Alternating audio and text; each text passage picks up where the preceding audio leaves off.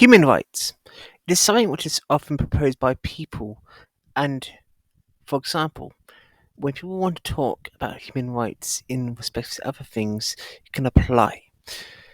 In cases of things relating to China itself, there can be some claims of human rights abuses or unlawful detainment, but when you analyze the actual claims themselves and or the people, it's a very different scenario completely when you assess what they are being talking about and what they promote. How this all started was when I was looking at this things here, because I was kind of looking at some jokes about Amnesty International's campaigns. Then I saw this one here, and this started a deep dive into some other stuff, especially this line here. On 10th of April 2023, her partner, Xu, was sentenced to 14 years imprisonment for subversion of state power.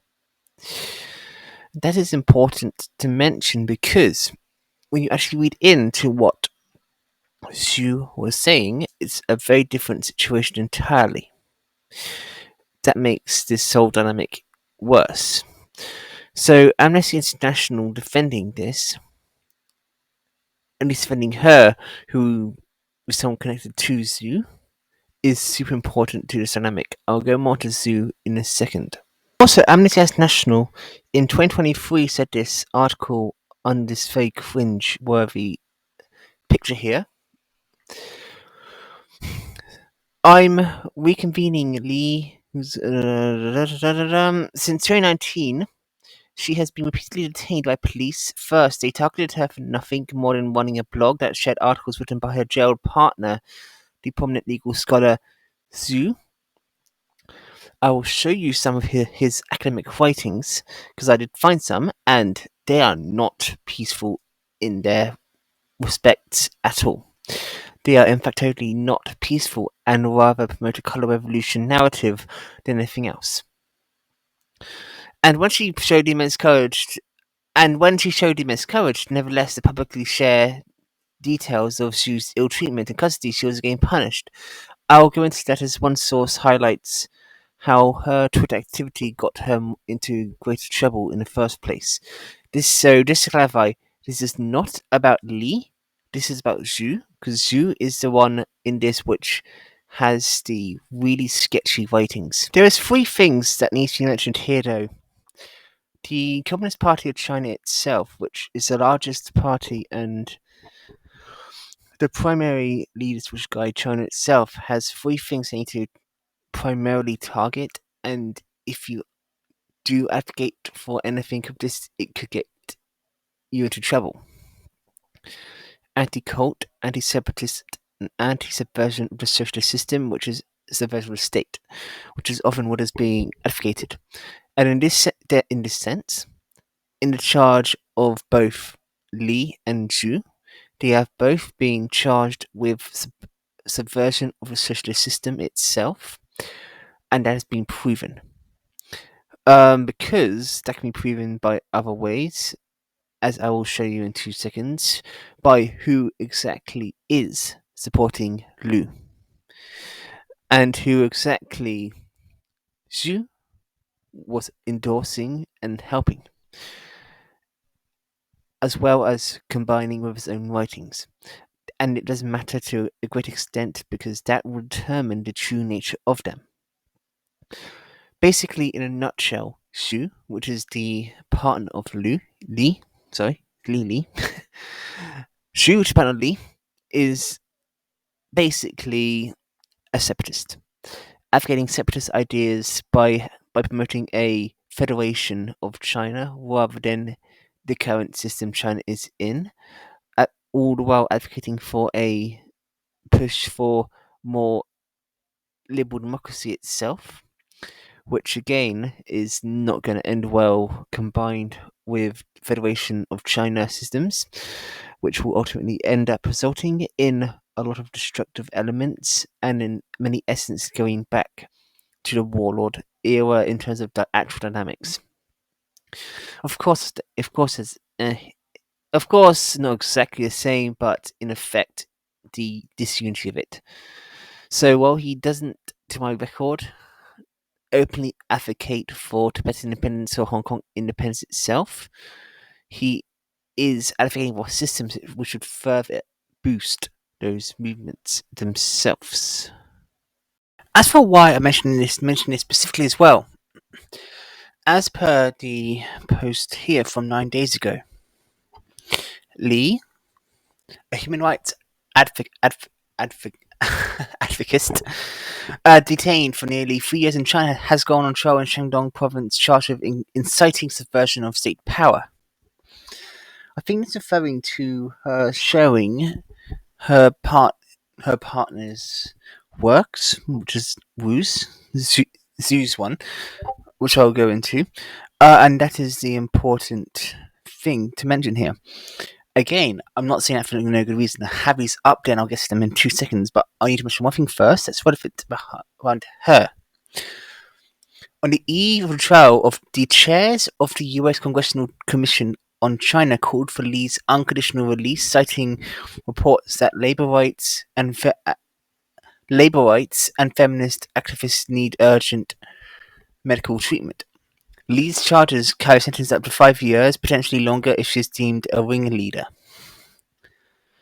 Previously employed in Tsinghua University Sociology Department, Lee had worked as a researcher and activist since at least 2017. When she worked with other volunteers to support migrant workers who had been evicted from their homes in Beijing in 2017, she later supported various Me Too campaigns and helped Xu maintain the website Beautiful China, where they published articles about China's civil rights movement. And when we go more onto Xu, it will be super relevant. Her supporting Xu could potentially drag her into being a ringleader, and potentially could have her get the potentially up to 14, 15 years minimum in jail as well. And while this isn't about her necessarily, it's about Xu. It's a super relevant topic to discuss, because, as I'll go into in a second, the Congress Commission on China is not a good thing to be defended by, because of what they advocate for. What then is the Congressional Executive Commission on China? As you can see here, it's this. It's an American source, and as you can see, we have our darlings here, Jimmy Lau, and so on. But what is a good indicator of their priorities is this article here from them, from the press releases. They want to give, according to them, Nobel Peace Prizes for Jimmy Lai, Joseph Xu Tom Yi Chao Xu Zhiyong. So I don't say that absolutely correctly. Ho Guilam, Li Xingyan, Joshua Wong. And that says it all. And if they are wanting to endorse our little darling here, that will mean then that there's something at hand which is foreign interference. But going forward now, it will be all about the partner, because his articles are wild. And the reason why I say they're relevant is because if she has been helping him, that's not going to be a good result for her in the grand scheme of things, and will make her an accomplice to it. As for transparency, I got articles from Xu here. I don't necessarily agree with it, but it's got a detailed enough link of things. So as you can see here, we got some articles here, so you can always look at this yourself and timelines. But the core point is that there's some other stuff I will be mentioning in here, because I've got a few articles in here which I'll be going over. But something of note, though, before this is the participation of this. The Open Consultation Initiative, OCI.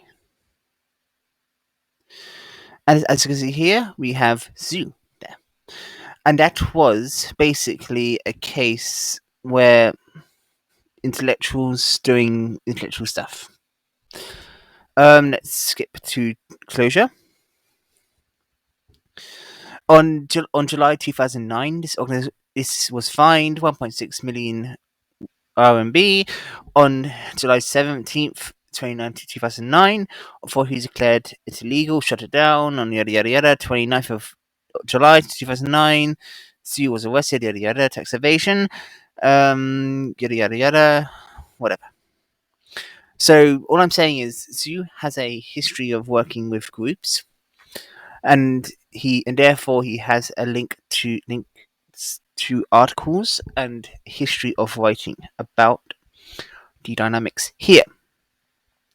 And as you'll see by the articles themselves, they are not necessarily good articles in the grand scheme of things in terms of talking about Chinese politics, as they essentially fall on the side of critiquing the Communist Party, and which to clarify, critiquing the Communist Party itself is not bad in and of itself.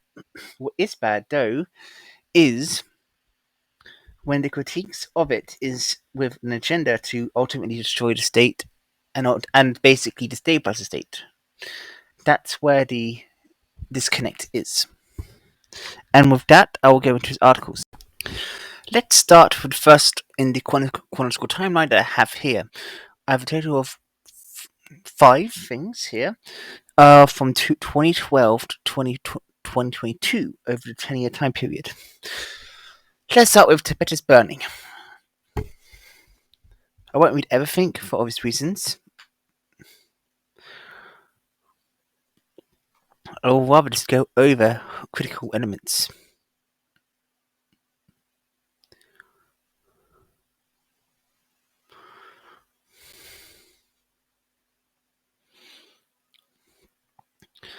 For example, this is the only thing relevant in this one is the end.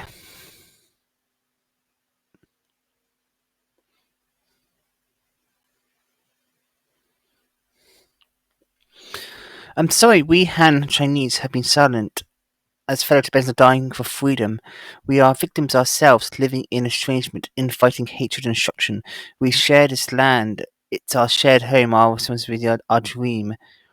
It will be our shared deliverance. That says something about his mindset to begin with. Next, we have this. And this is an open letter to Xi Jinping, a citizen's reflection on the fate of the country. This is from 2013. I should congratulate you on becoming the supreme leader of the Communist Party of China today, especially at a time when the world is in dire need of great change, but I'm also deeply concerned about you. And no wonder if you have noticed a serious problem in this country. Please take note of this article now, and whatever he says here about Xi Jinping, he ultimately scorns Xi Jinping later in a 2021, 7 years later. Speaking of the 18th National Congress of the Communist Party just passed, perhaps what you've seen is the deputies are full of praise for the report, and the major media websites have reviewed the glorious prospects over the past 10 years and a prosperous scene full of confidence and joy. But if you listen carefully, the celebration is only superficial, and there is inexplicable tension between the glossy exterior for this meeting, millions of armed police, the military, police and governments at levels have sworn to defend to the death. Beijing has to mobilize 140 million volunteers to guard the streets. Thousands of pensioners are eager for justice and have been illegally monitored, illegally detained, and even brutally beaten by black jail guards. And even a moderate citizen like me have been illegally restricted from leaving his home for nearly a month. What's even more ridiculous is that the windows of many buses have been sealed, and the clacks of taxi glass has been removed. The cruise ships in the park have stopped operating. The labour tools carried by migrant workers have been left at security checkpoints of the railway station, and some supermarkets have even taken away kitchen knives and fruit knives at shelves. What the hell is one this country? Isn't it just a meeting? So why is it so close to the enemy? Yes, there are so disordinate elements in this country. Tragedies of self-immolation, suicide, and shooting of those who've been brutally plundered of their houses and homes by the powerful are repeated. Those powerless have suffered from judicial injustice. They have been on the road of pensioning year after year the thousands of private entrepreneurs struggling to survive in a power distorted market. Fair opportunities for development. Those hundreds of millions of consumers who are greedily exploited by bureaucratic monopoly capital in the field of resources, energy, and communications. They swallow the anger. Those hundreds of millions ordinary Chinese who are angry every day about the persuasive privilege and corruption in their lives, and the arrogance of the second generation of officials. They have nothing to do. No matter how hard the work is, no matter how little the income is, no matter how troublesome it is for children at school and choose a school, no matter how far away it is to buy a house, no matter how high the welfare of the monopoly owned enterprises is, no matter how many women Wang Liao has, no matter how shady scenes the Red Cross has, no matter how many foreigners there are on national parliament, no matter how shameless the British family is, no matter how beautiful the cousins are, no matter how many toxins in the children's milk powder, no matter how luxurious and various special supplies are, you have to live in a society like this. Those who should bow their head must bow their heads. They should find relationships with their noses and can say, "I am happy to CCTV cameras. Even e- there is life everywhere, even in North Korea today."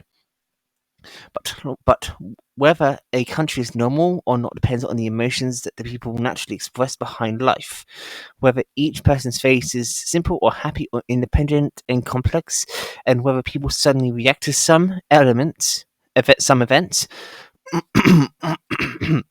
Maybe the vast majority of people were silent, only occasionally scolding a few words at a dinner table, but the silence will condense into a ubiquitous atmosphere, will become a flying rumour, and will suddenly explode at a moment that has nothing to do with their own interests. This is not a normal society. In an internally divided society behind incomparable lavish and grand ceremonies are despair of helpless in a week, yada yada yada. Some people are the ruling class, relying on power, relying on guns, relying on prosecutors, relying on the underworld, desperately grabbing personal gains, then transferring to wealth and children abroad. Some people are the ruling class, powerlessly oppressed by others, without equal opportunities, without universal rights and dignity, and even with a bit of social security, has become a black hole for the most powerful to encroach and embezzle in a society where classes are solidifying. The most important branches of power are larger state assets belong to second generation of red officials, and the children of the poor are increasingly losing opportunities in an unfree society where people live in shackles, and together with our education, young spirituality is put in heavy shackles, and there is no great creation. There is no great culture in art. In a society that lacks justice, where those have a first hand and who speak count, the law of jungle wantonly exalts the selfish greed and hatred in human nature and annihilates freedom, dignity, and innocent smile on everyone's face. No matter how big the banner of unity we hold, our nation has never been as scattered as it is today, not only in Xu Zhiyong, Tibet, but also the whole country. I'll skip forward a bit. You can read this yourself, obviously, but I'll go on to the point where it's more relevant. But forgive my bluntness, there is no future for this system. it has left too many horrific, absurd, and humiliating memories in the history of our nation since the beginning of the armed succession of and whatever that is right now. With the idealism of the early days of the founding of the party has died and has already and the cruelty of the power struggle within is appalling, and it has launched one movement after another for power and for the sake of power. Hundreds of millions of compatriots have starved to death in the wilderness. It divides the country into ruling class and ruled class, separates people from each other, hates and fights each other, and when frenzies thousands of Chinese fight and kill each other as enemies in the name of class struggle or loyalty to the leader, and the nation's intelligent, honest, and outspoken elite and long-standing cultural traditions are almost wiped out. I respect the efforts made by some idealists in the more than 30 years since the reform and opening up to save the Communist Party, but I'm sorry that one day, when the truth is revealed to the world, it is likely that our nation will find itself difficult to bear the pains and humiliations. It has decayed and decayed since ancient times. The filthy officialdom culture has been inherited in one line: selfish greed, hypocrisy, and corruption, and the officials protect each other to perform a huge network of privileged class relations. One set on the stage and one set under stage, one set on behind the surface, and one on top level is the power struggle. The middle level is standing in line. The lower level is desperately wanting to get wealth. No ideals, no morality, and even at the end of it, most college students who join the party are the most hypocritical and sophisticated, the so-called more mature amongst the students. There's no bottom line. How dare they lie at the moment of the solemn oath? How many people really want to fight for communism for life? The people have worked hard for decades, but tens of millions are still below the international recognized poverty line. Keep in mind this was in 2013, so whatever has been changed. And the corrupt officialdom is extremely poor and exaggerant, with hundreds of billions spent on the free publics every year, hundreds of billions of dollars spent on maintaining stability, and I don't know how many billions spent secretly transferred abroad.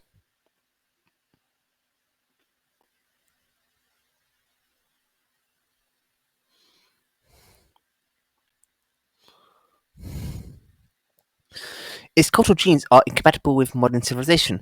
Violent revolution and power from the barrel of a gun are in essence the law of the jungle, and class dictatorship means that a class or political party has a dominant position, which is actually a variant of the hierarchy.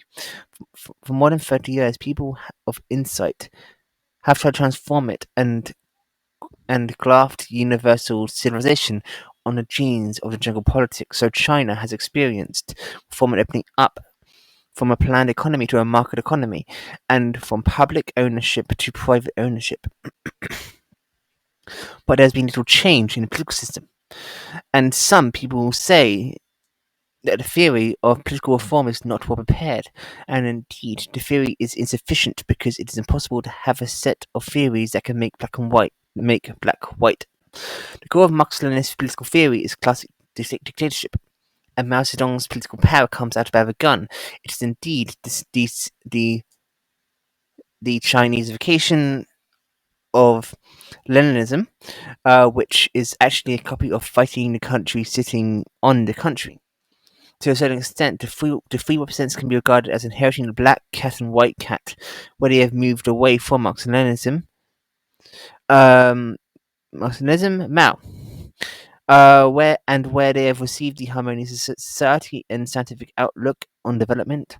They have completely deviated from the dictatorship of the proletariat, but they are unwilling to let go of Marxism.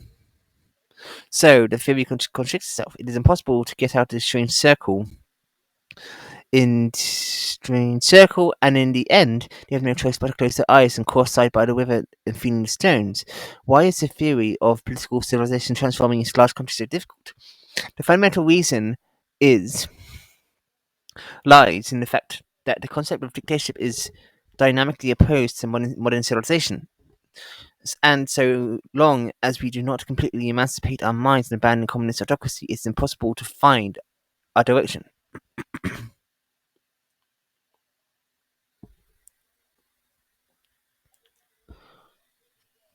The party construction lists a long list of constitutory doctrines, ideals, theories, and important ideals.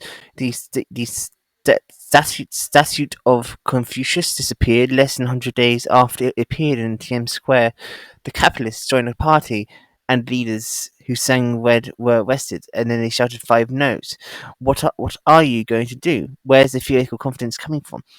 There are too many lies in this country that everyone understands, such as the Chinese people enjoy extensive democratic rights. The highest organ of power is the National People's Congress. Corruption is a very rare phenomenon. Human rights are 5 times better than the United States, and so on. But there is too much violence and without moral basis, such as the brutal demolition of the government in collusion with the triad illegal interception, detention, and beating of pensioners in Beijing. When power loses its moral foundation, when the system loses its faith, its soul, it can only be sustained by a lot of money, which can lead. How can it lead to rejuvenation? I will again skip forward. You can always read this complete article yourself, because I'm not. It will take a million years to go through this, especially because it's got 3 more to go. I will now skip to the next section.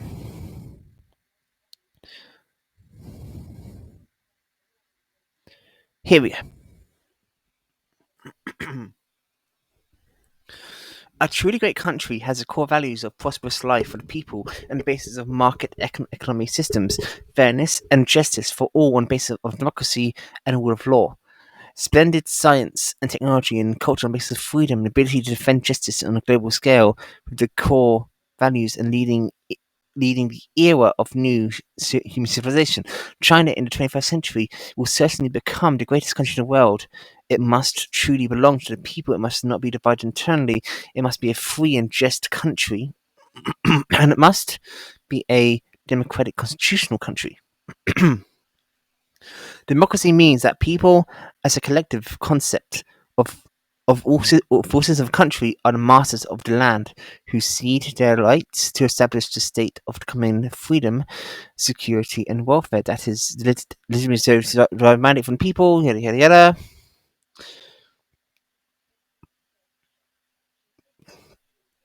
Democracy is inseparable from regular, direct, and free and fair elections.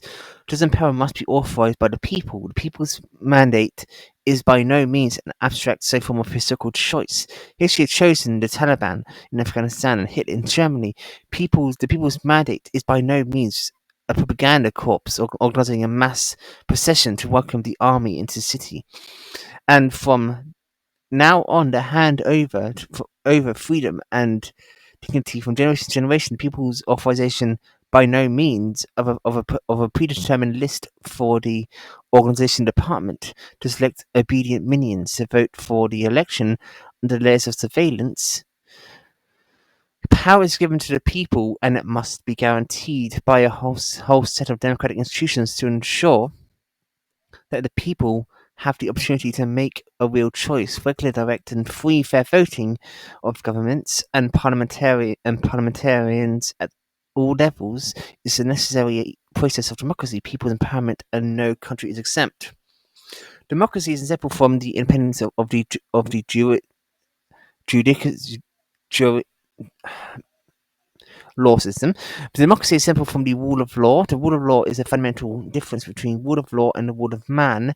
It's not whether a country has laws or not, but the individual and organizations must not be above the law, and that all disputes, especially political disputes, must be resolved within the framework of the law.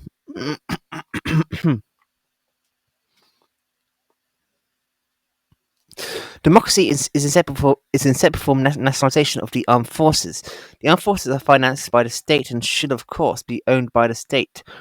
Headed by an elect head of government, whose functions is to enforce the law, maintain the order and justice in order to prevent the oppression of the people by individual families, interests, or groups. But the armed forces must be separated from political parties, must not interfere in internal political disputes, and must not become a tool for any political organisation.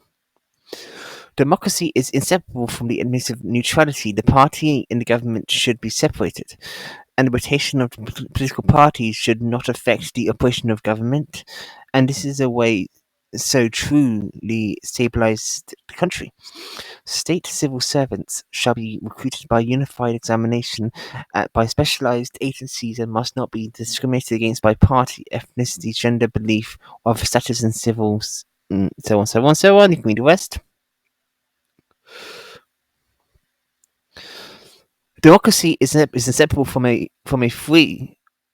Democracy is inseparable from a free press. Without independent public instrument of public opinion, power will in inevitably be act arbitrarily in a black box. So civilians must have freedom to run newspapers, set up radio stations, television stations, websites, and other entities that disseminate information and prohibit news censorship. Democracy is inseparable from the party competition. Just as commodities are without competition are bound to end up in inferior quality and high prices. So political parties without competitions are bound to become a corrupt and degenerate, which is the basic law of nature. There can be no more elections, no more democracy, no free competition for multiple candidates. A country that truly belongs to the people is when there are multiple parties competing peacefully, settling ideas and services, and the people voting to decide who will govern.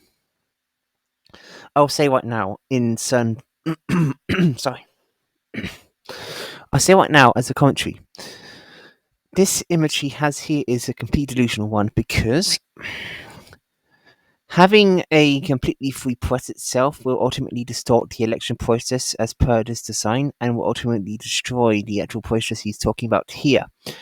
This is pure idealism he's talking about here, and it cannot be guaranteed to actually proven to exist.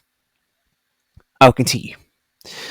Democracy is inseparable from local self-government. The central and local governments share power under the framework of the rule of law. The constitution determines its essential power, and the rest of the power belongs to localities. And local autonomy must not violate the unified consultation,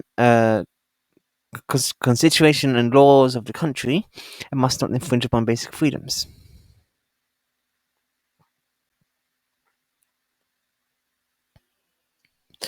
Direct elections of head of government and parliament, judicial independence, nationalisation of armed forces, administrative neutrality, freedom of press, multi-party competition, local autonomy are the necessary principles of modern democracy. As inspired by liberal democracy, by the definitions, and are one of the most important and popular common sense of human civilization over the past 200 years. It is not an east or west, nor is it capitalist socialism, but wisdom of restraining power to achieve freedom and justice belonging to all mankind. These are the basic principles that determine the truth or falsehood of democracy. Truth or falsehood of democracy. The principles of our people's Congress system is the same as that of Western parliamentary system, but once Chinese categories are added, manipulated indirect elections without free competition, the highest organ of state is the mouthpiece of the foreign ministry. Spokesman becomes well-known rubber stamp in our judiciary. There are many good laws, and there are many law school graduates. But once Chinese cadres are added, listening to parties' words and taking into account the overall situation, judges will become humble characters in the huge bureaucratic system, without the heroic rigorous of being loyal to the law and conscience will their case will be filled more for demolition and relocation. No case will be filed for land requisition, and any leader that will make a phone call and ask judge however he wants, so that the army or pensioners for yeah, whatever. I will keep pushing forward. As I say, you can read it yourself. And judges of the capitalist countries who enjoy high prestige have become targets of ridicule and even bombings in China. There's really no need to talk about more. These are the most common sense. How can a right path that the whole world is walking become an evil path? Again, this is actually it's interesting thing about fallacies, because what he's falling into is the ad popularum fallacy, and the ad popularum fallacy is if something is followed by a great number of people, it is better, not actually judging it on the actual merits of the thing.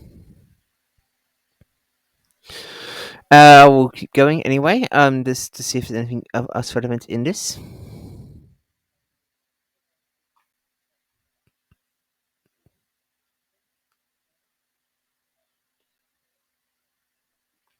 This will do.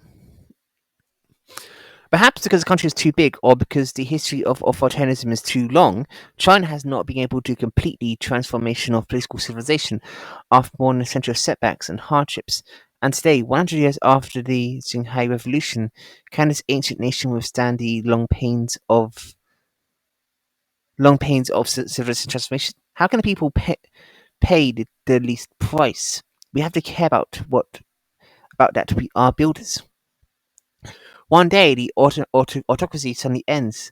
Will China be in chaos? This is a concern for many people. The historical memory, while bones exposed in the wilderness and no roosters crows for thousands of miles, is still there. And some people are deliberately using millions of heads on the ground to imi- im- immediate the people. However, times are difficult.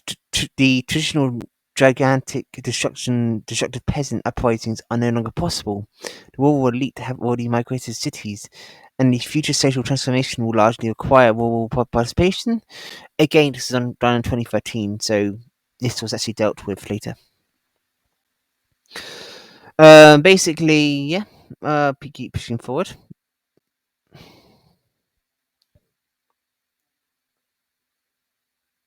An important step forward in China today is the integration of the armed forces. Compared to the warlords of the late Qing dynasty and one of the presupposed of the war models in Libya, Syria, and the strongmen of the family dictatorships that exists, and China's authoritarian system no longer has such an iron-fisted core. Moreover, it is increasingly unlike that international community will tolerate a large-scale humanitarian catastrophe in one country.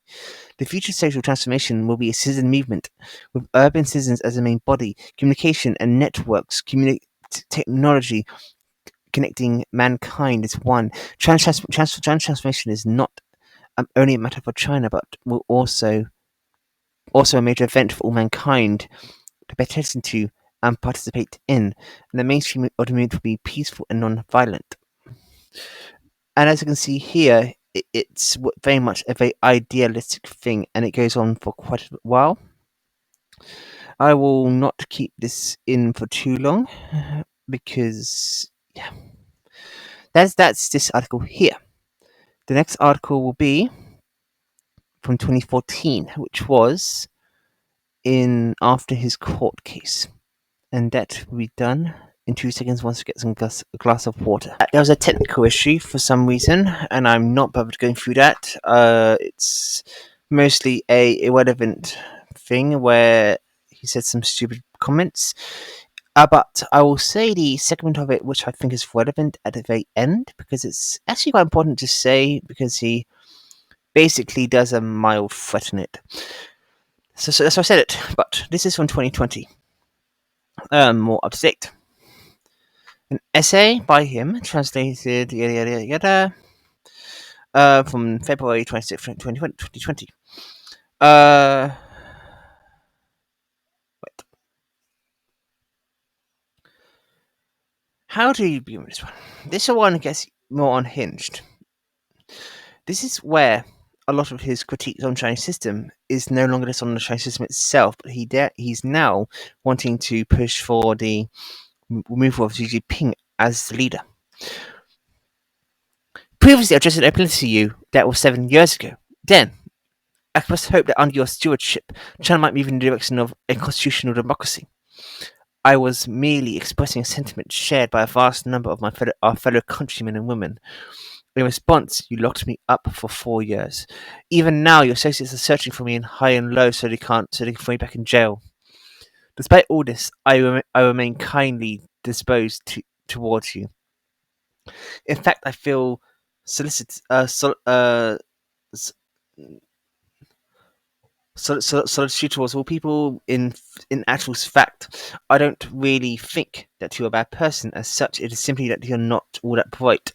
So, I've decided to write to you again, although today my advice, which as was also in the case in the past, I believe sums up why the health sentiment is somewhat different. You see, Mr. Jinping, I am now calling you to step down.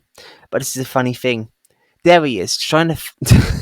Now, Xu is now calling for Xi Jinping to step down, which is kind of funny. I actually will read this one completely through because this one's actually kind of important one to read through. The reason I said it's important to read through is because the delusions of his madness kicks in here. Real leaders have true vision. At least they have a clear idea of what direction they want to lead others.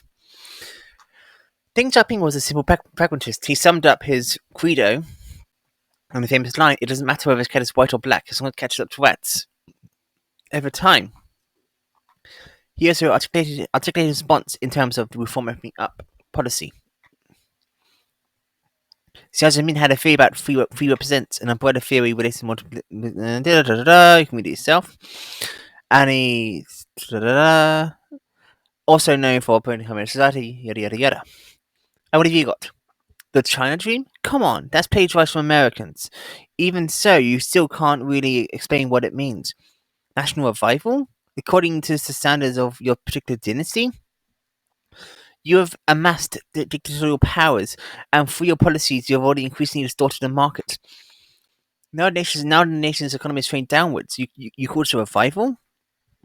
You have espoused building a beautiful China, but all that just puts says for show. But about the deep held aspirations people have to enjoy through equality, freedom, justice, and happiness. You tout these things like four self confidence, the 8 clarifications, and the 14 preservers. Sure, you got a grab bag for such slogans, but no one has a clue what any of them even means. What? Where do you think you're taking China? Do you have any clear self? You talk up the reform opening up policy. At the same time, you're trying to resuscitate the corpse of Marx and Leninism. On the other hand, you declare you to modernize government operations, but on the other, you demand the Communist Party has to be in charge of everything. At the same time, we are showing justice to private industry. You prop up state-controlled industrial sectors with everything you've got.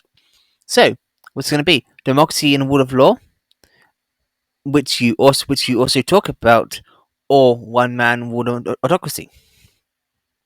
The market economy or the planned economy, the modernization or recultural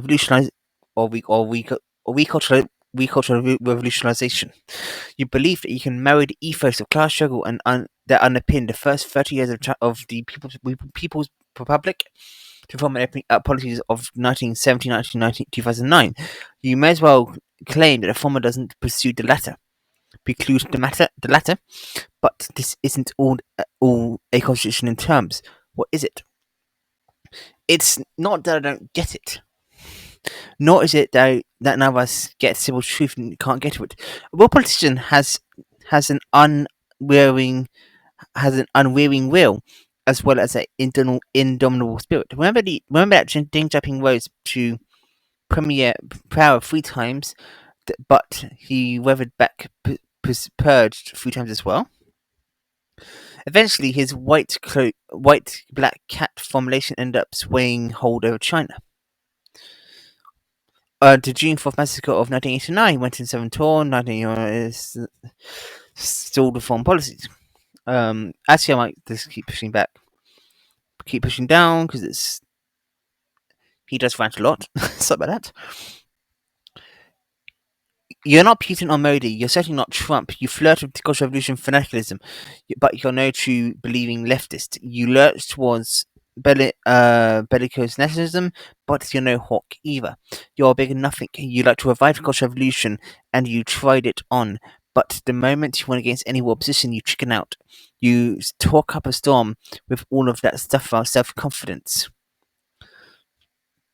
But the reality is, you're the one lacking confidence. Remember that the video clip that you wish your hands out in your pockets. Trump gave you a glare, embarrassed. You immediately put your hands out. How can you behave like that? You're supposed to be a leader of world's major world country. A world politician should have any overarching strategic vision.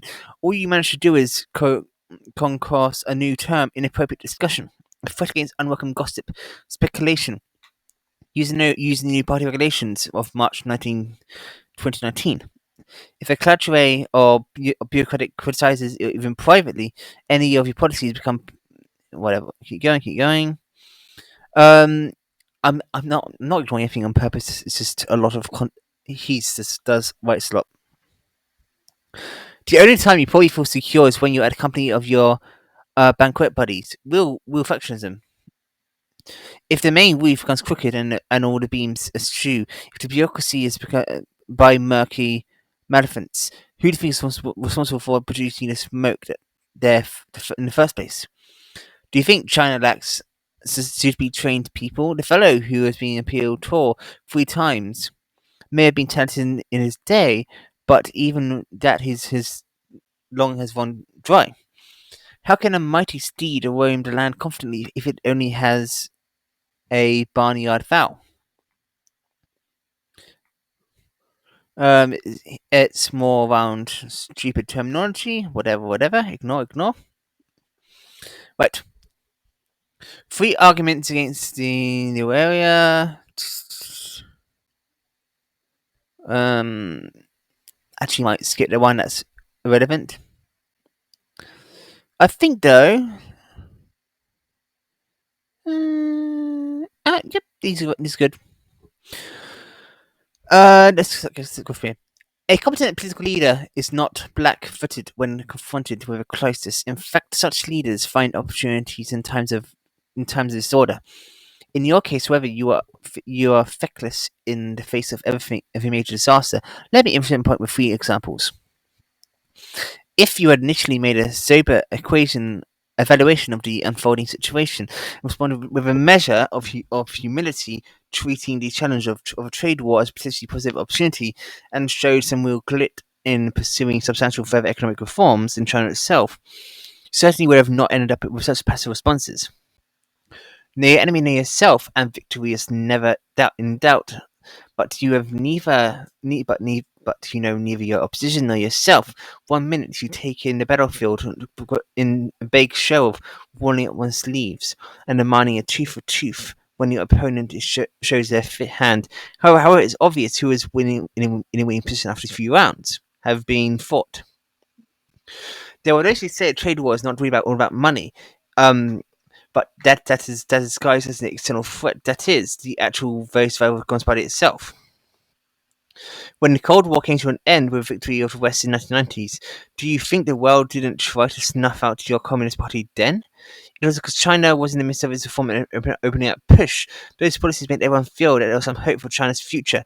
In recent years, however, the nation has engaged reverse gear, and you've been moving backwards in full throttle. Economic reform is in retreat. Democratization is in retreat. Basic human rights is in retreat. It's in no contrast that in a lifetime tender of the party state leaders that may return, that the grand banner of Marxism once raised high and the Cold War is being reignited. The Sino-American trade war is not limited to the economic sphere. It is also about ideological competition. It is a continuation of the original Cold War that has come about as a result of your own mucking around. I think that's a bit unfair to say, because the situation around that is also a lot due to American arrogance, wanting to push conflict as well. So not so easy to say. The groundswell of modern global history is a formidable force. Seen from that perspective, the struggle for democracy in Hong Kong is not some marginal thing. Deng Xiaoping summed up his overall strategy towards the territory using the slogan "One country, two systems" and "No change for 50 years." According to that approach, even after uh, half century, would change would still be unnecessary, since by then Hong Kong would have not been assimilated to the mainland China as much as the mainland would have been transformed by Hong Kong. Over the past 2 decades, however, in particular during the past 7 years, you communists have relentlessly pressured Hong Kong by chipping away at their basic freedoms and legal systems. Since the second half of 2018, there have been major transformations around the globe, which has shown that Hong Kong is actually on the cutting edge of a wave of more profound change. The victory that Hong Kong citizens protested achieved facing down the extradition law have transformed previous efforts in the territory aimed at maintaining status quo in what is actually a far more proactive struggle for greater civil rights. A canny political leader would have responded to the global trends and work out how Hong Kong might further its claims for freedom and democracy. Even from the point of view of self-interest, you should know that any greater latitude to allow Hong Kong would not result in supposed assault on the mainland. They are, after all, two very different systems. But you have opted for the course of action despite action utterly detrimental to your own best interests. Every act of resistance in a part of demonstrations have been met by your obscenity, which in turn incites even more greater resistance. Even when you make a moderate concession, it has only been served to exacerbate the resistance, in response to which your lot has only dug its heels in further, while the defiance of the protesters have been inflamed on the back of that came yet more flip flop. And so it has gone on, and you end up being simmed and frustrated at every turn. But then again, calls of freedom and democracy in Hong Kong are in themselves good thing, and they serve to embolden people in the mainland. And that is the greater point here of why I said earlier, even if he doesn't necessarily fully endorse every separatist movement, his rhetoric does endorse it. I'm going to avoid that one because I think that's not relevant for this discussion. Don't go get style history. A lot of brain power is forgivable. A lack of brain power is forgivable, since after all, real talents are rare as hen's teeth.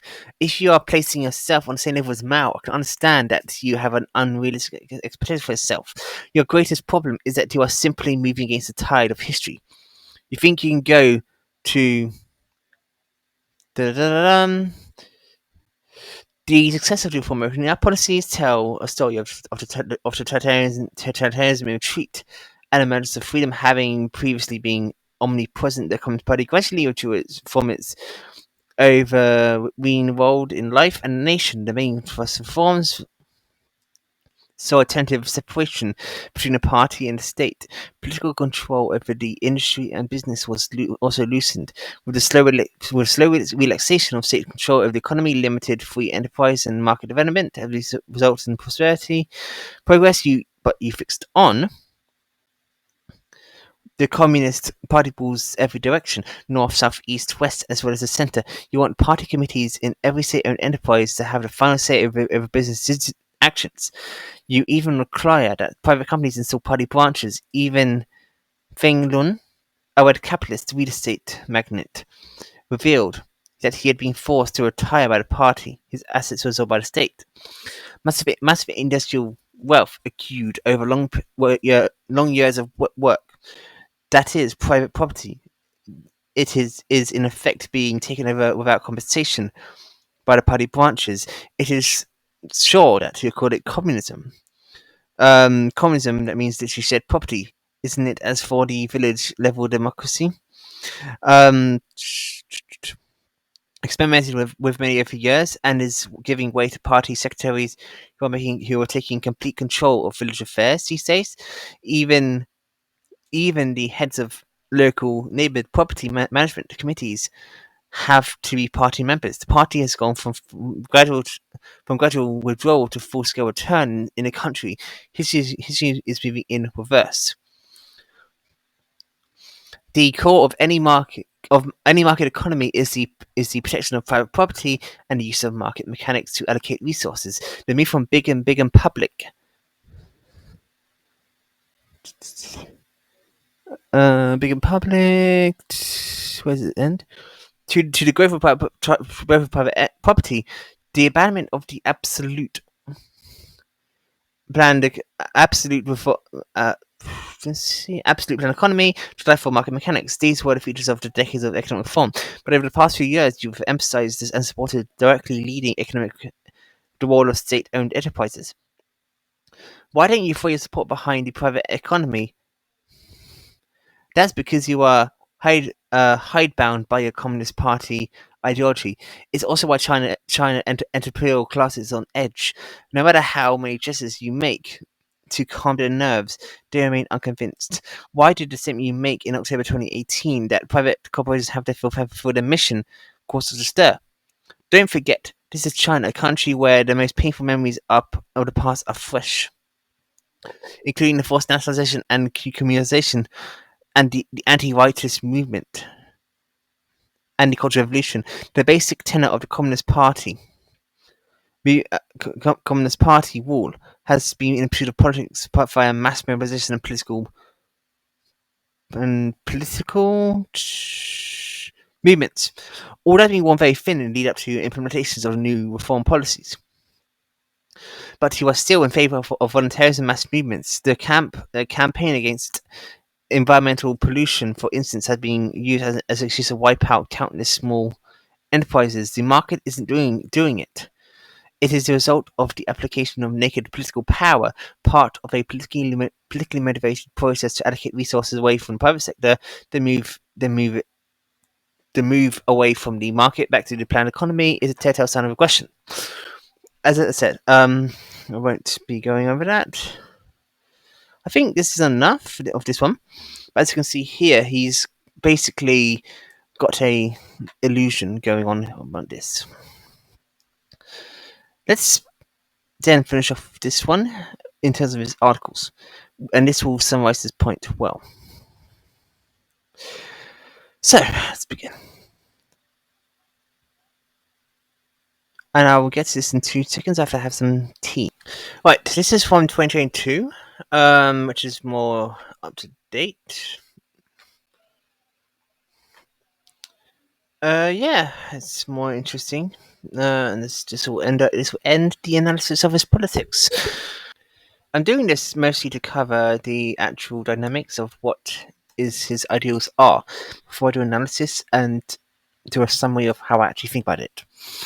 A great progressive movement cannot be a copy of the history of other countries. We drew on Gandhi's idea of non-violence. The movement of non-violent non-cooperation belonged to Gandhi in India, and the goal was to drive out British. Sorry, our goal is to end tyranny and not drive out some alien race. We cannot drive out 80 million communists, but some of them will turn into democratic politicians. We are all Chinese, and we will build a beautiful China together in the future. In today's post-totalitarian China, Havel's living in the truth is a more fitting idea to draw upon. In modern society, the idea that those who fight for state power should have then rule over the state lacks legitimacy. Therefore, they package themselves as having created a more advanced system by using civilization's concepts such as democracy, rule of law, and freedom, and so-called core socialist values, and then hang these slogans over the streets and alleyways. But these concepts belong to modern civilization, and they belong to us, the people. Taking them seriously is empowering. And I will keep going. As I said, freedom is the least controversial individual freedom. Freedom is the least controversial. Individual freedom is the ultimate purpose of nations and societies. And this is where I think. Then this is why I say he is following more liberal democratic values. Justice encompassing equality and fairness is appropriate how to express love, fraternity, benevolence, and other two words for love are imperfect. At the moment, I have a flash of inspiration. One night love was enough. We weren't conscious of it at the moment, but it was an line of motions of justice and love in the Bible.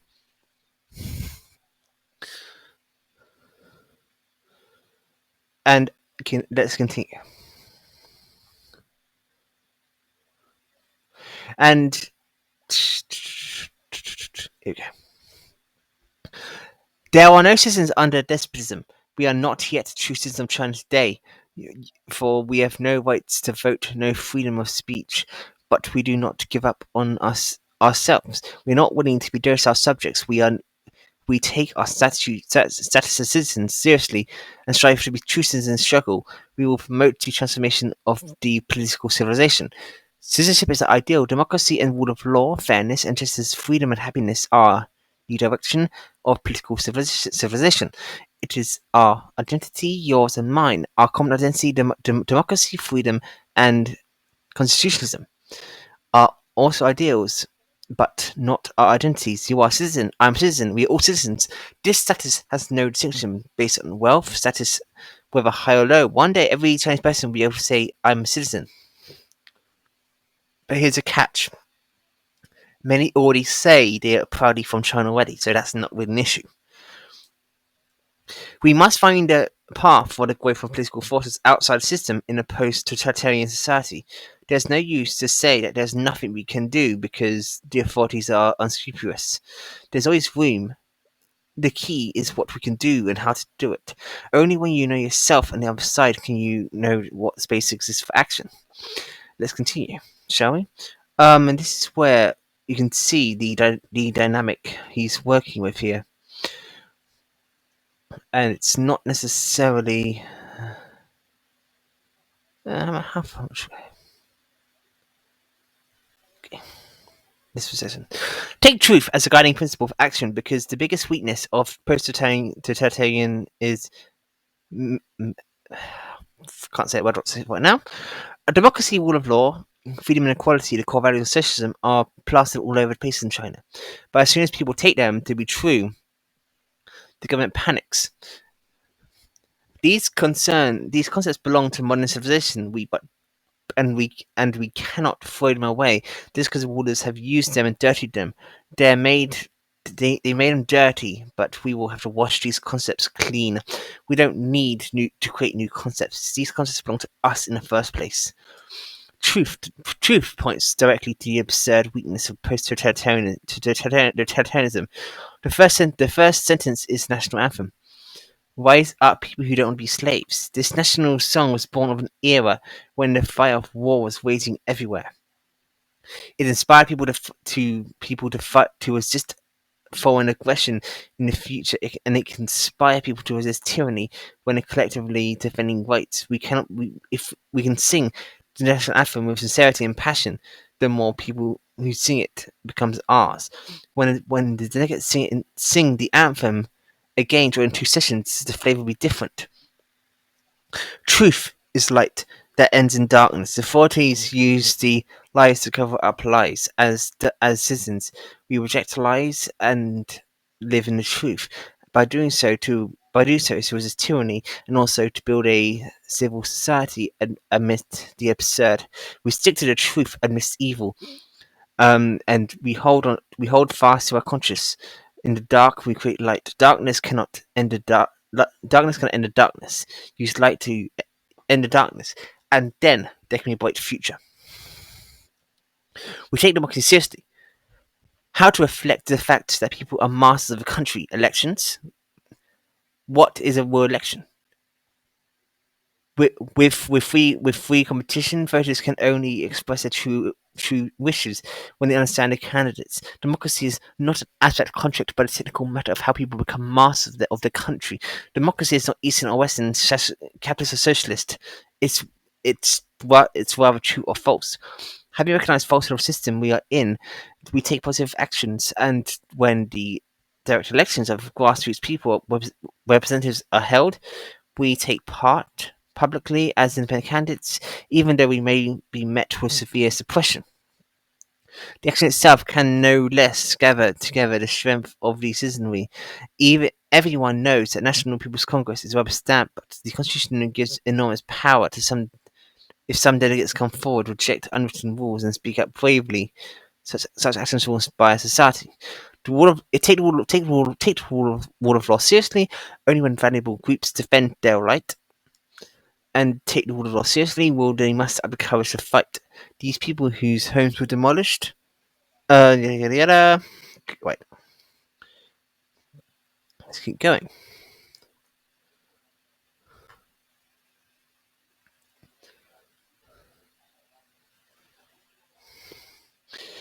Take the rights of citizens seriously. The universal values written in the Universal Declaration of Human Rights: freedom of belief, freedom of speech, freedom of press, freedom of association, freedom of assembly, freedom of procession, freedom of demonstration, freedom of movement, freedom of artistic creation. As a member of humanity, we earnestly pursue these rights, explain them, spread them, and practice them. Citizens have freedom of belief. We stick to our beliefs. We are not afraid of harassment, and we do not sign guarantee letters that require us to state that we give up our beliefs. Citizens have freedom of speech, and we insist on telling the truth. Citizens have right to vote, so we take our vote seriously. Boycott fake elections and campaigns actively. Take our civic duty seriously. This is my country, and I have a responsibility to make her better. We are talking. We care about the country, serve the society, and help those who need assistance. Regardless of the occupation or status, be loyal to your conscience and refuse to obey orders that go against your own conscience. Starting from oneself, stick to the norms of civil conduct, reject tyranny and lies, and be a true citizen. As you can see, it all goes on for a long time, and talking a lot about tyranny, freedom, and all that shit. Um, let's see, finding. Let's find something more relevant here.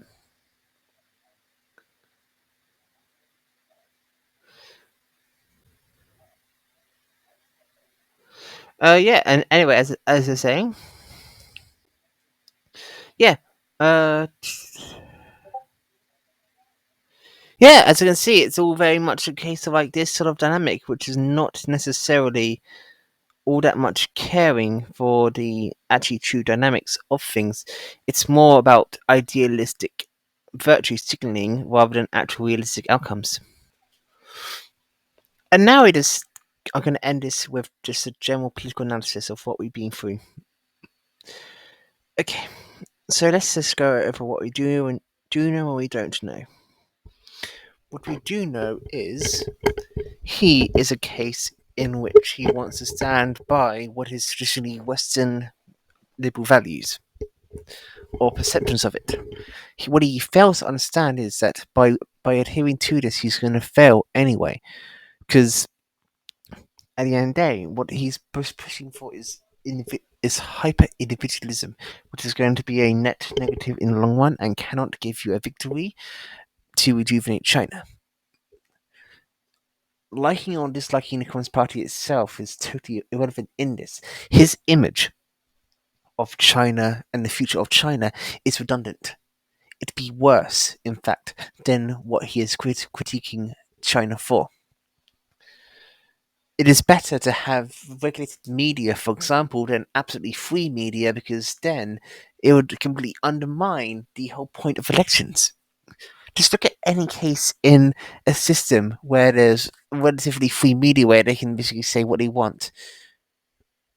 It's a complete nightmare. The elections basically are rigged by media coverage.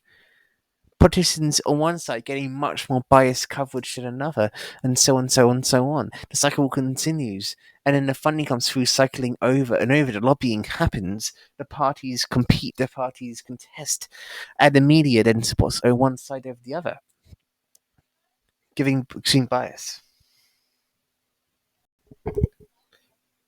This is a mistake a lot of people who want to advocate these ideas make. They want to make out that beating totalitarianism is good, democracy good. But what they fail to understand is the tyranny they want to supposedly defeat is often not a good thing to defeat in some cases. I'm not, and for clarity, I'm not calling the Communist Party a tyranny. I'm using the words as per the figure I'm talking about here. The core point of this is to say is that at the end of the day, it's just a case in which if he has what he wants, he will replace that tyranny he's complaining about with his own new tyranny.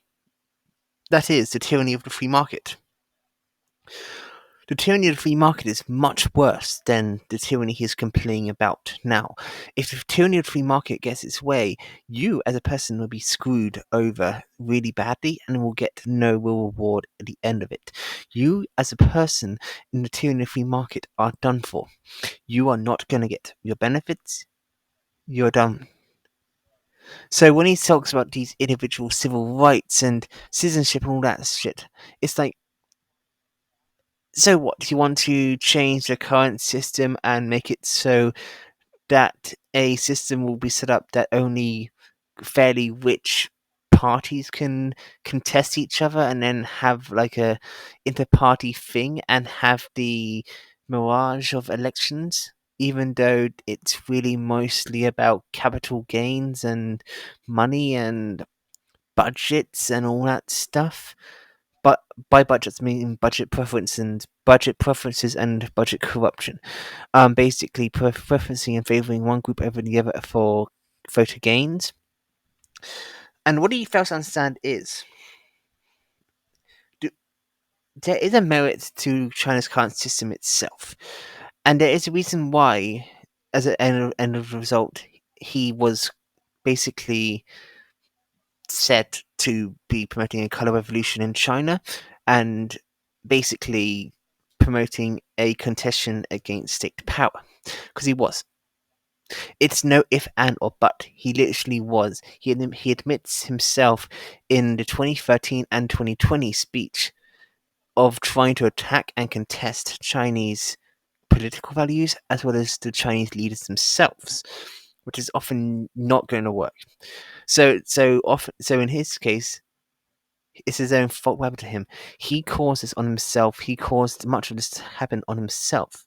He is not innocent by any means in this because he's a political actor who made his own choices. He decided to want to fight against the Communist Party itself, and he lost. There's no nice way to say that otherwise. If you want to be all idealistic and say he's a human rights offender, to an extent that he could have done some okay work, it does not mitigate it by the actual harm he's doing by his actual work in trying to destroy the socialist system itself, which is not necessarily going to be a good system because then it'll open up the floodgates even more. Because as much as the hardship on the economy is there, it's not necessarily a case of everything as he said. Ultimately, though, in the grand scheme of things, most of the actual things in the 2013 letter to Xi Jinping was destructive. Much of the advice he was giving was first not welcomed, not asked for, and second, it would be stuff which would cause destabilization in terms of the actual state itself. Which what basically in a nutshell what's going on here is the principles he's talking about could it work in a smaller level function, but in a greater level function, it would be completely redundant. Because if you want to apply that same principle to over 1 billion people in one country, it's going to fail in the long run having that system. It's going to be a dysfunctional mess. It's just not going to work. For example, the media stuff combined with everything else. So let's say you had the absolute enterprise stuff being free alongside the media stuff being free and unrestricted. It would not help anything. It would all I can see happening with his situation is more deadlock. He may complain about the current system being a rubber stamp, but he fails to understand his own flaws of his own political system, and that is what he lacks. He wants to call Xi Jinping dumb or stupid, yet he is also Yet he is the stupid one. Yet because he does not understand the dynamics of what he is promoting and the harm it will actually incur on people. That is all I can really say to this. His ideas are harmful and he is promoting separatist adjoined ideals, even though he wants to say he's a patriot. He is not a patriot in reality. He is rather a wolf in sheep clothing, which is pretending to be a patriot who is going to let China down to a path which will destroy itself. That is all. Thank you very much for watching this video, and if you have any comments, comment below, like and subscribe if you enjoyed the video. Thank you.